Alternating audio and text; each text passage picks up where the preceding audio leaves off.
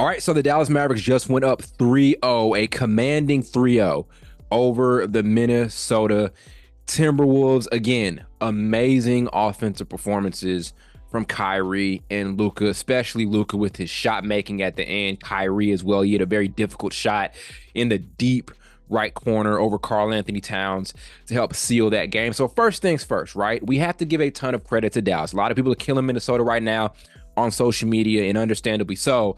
But I want us to kind of take a step back and appreciate the fact that with watching the Dallas Mavericks, we are literally witnessing the two best shot creators in the NBA playing together, and it's actually working. It's actually performing at a high level on this stage. Traditionally, what we've seen over the course of the NBA last couple of years, we've seen these like superstar pairings and these elite level shot creators getting together, and they're not able to convert. They're not able to make these deep playoff appearances, and they're actually mostly disappointing. Thinking about the Phoenix Suns or like the Brooklyn Nets a few years ago when it was Kyrie and Kevin Durant. To see that this duo is playing this well is amazing. And as fans, let's sit down and let's appreciate it. Let's appreciate the fact that we get to see Luka Doncic knock down a turnaround jumper at the top of the key off of multiple pivots over guys like Jaden McDaniels. And then the next play, we end up seeing Kyrie hit a ridiculous shot himself. Let's appreciate that. That's something that's very, very rare. This backcourt is just ridiculous. I don't think there's been a better shot creating backcourt than these two in the history of the game of basketball. You'd have to let me know.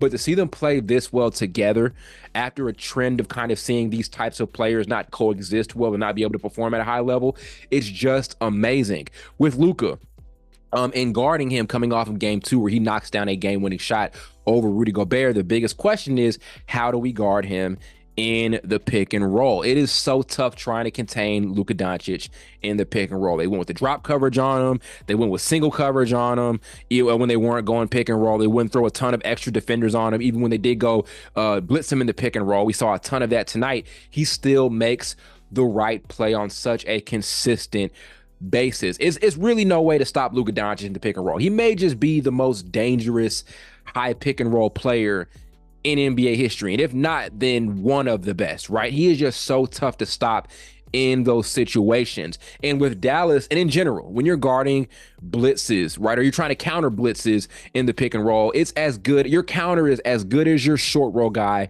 makes it.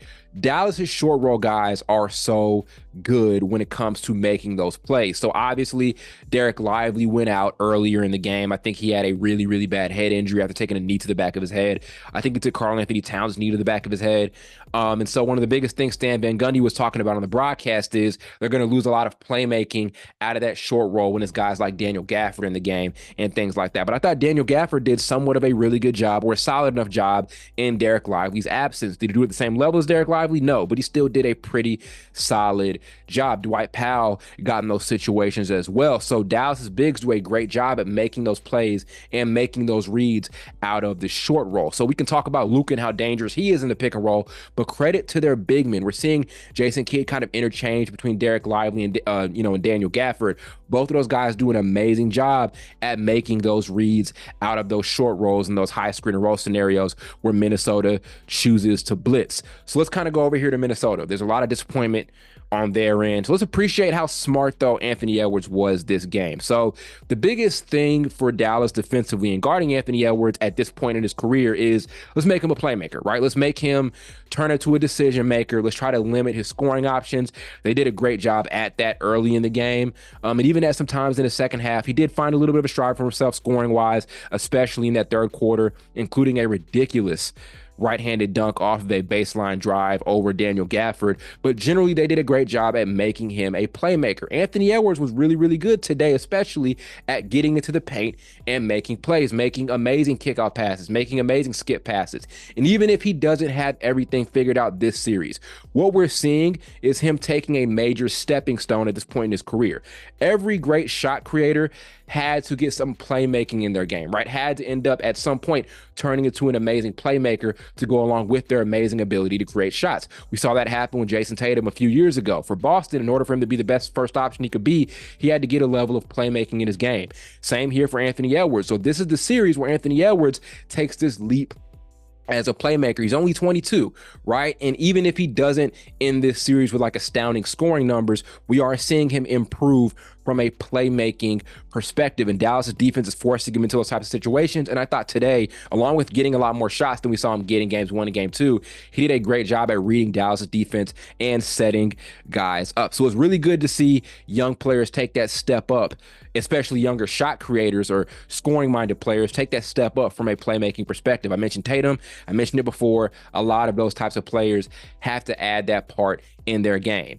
Biggest disappointment for me with Minnesota is their front court. Rudy Gobert and Karl-Anthony Towns. Karl-Anthony Towns, only 14 points. He has not scored 20 yet this series. That's a major issue. My issue with Cat is when you're watching him in these playoff games, right? There are some times where he's really good, but there are some times where he's really disappointing. The disappointment is this. He's been in the league for about 10 years, right? He was drafted 2015. We're going towards the 2024-25 season, and he still has not proven himself as a really, really effective playoff player. Despite having so many opportunities to do so, he still has not been reliable in postseason scenarios. He's either fouling a ton or offensively, he's just not bringing it. Today, just did not bring it, especially with his shot with shot selection. There were some possessions he wasted where he's like just throwing up these early shot clock 3-pointers. And it's really disappointing to see from a guy who has a large skill set, a former #1 overall pick, former lottery pick, former highly touted player, an NBA All-Star. We're consistently seeing him hit this wall in the postseason, and he's just not getting better. It's always foul trouble. It's always bad offensive performances. So that's one thing to watch here for Karl-Anthony Towns, for him to kind of be prioritized as a second option on offense. He's not stepping up. So it's putting too much pressure on Anthony Edwards. Then Rudy Gobert, 9 points and 7 rebounds. When people talk about Rudy Gobert, one of the biggest complaints about him is his defense, and I definitely understand that. But my biggest issue has been the offense.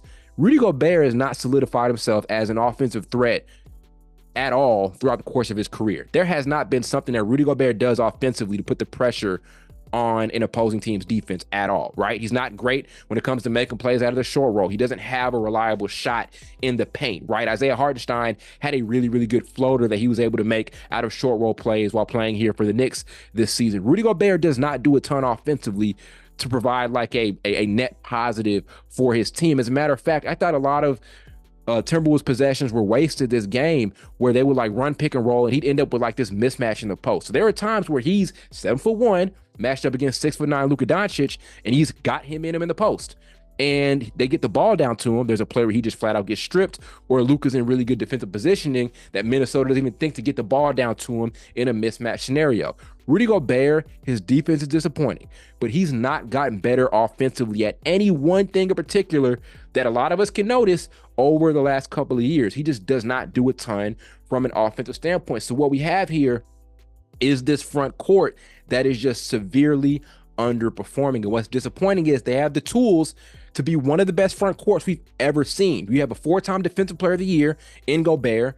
And on the other end, we have a power forward who's an amazing shot creator, shot maker for his position, really versatile offensive skill set, who continuously hits his wall in the playoffs. That's what we're seeing, a really skilled duo that just consistently underperforms. And we're seeing it big time this particular series. It's really disappointing to see, right? And it was on display at such a high level in this particular game. So it's going to be tough here for Minnesota. You're down 3-0. You have to make NBA history to come back, right? You have to win 4 straight to win this series, which is going to be very, very tough to do.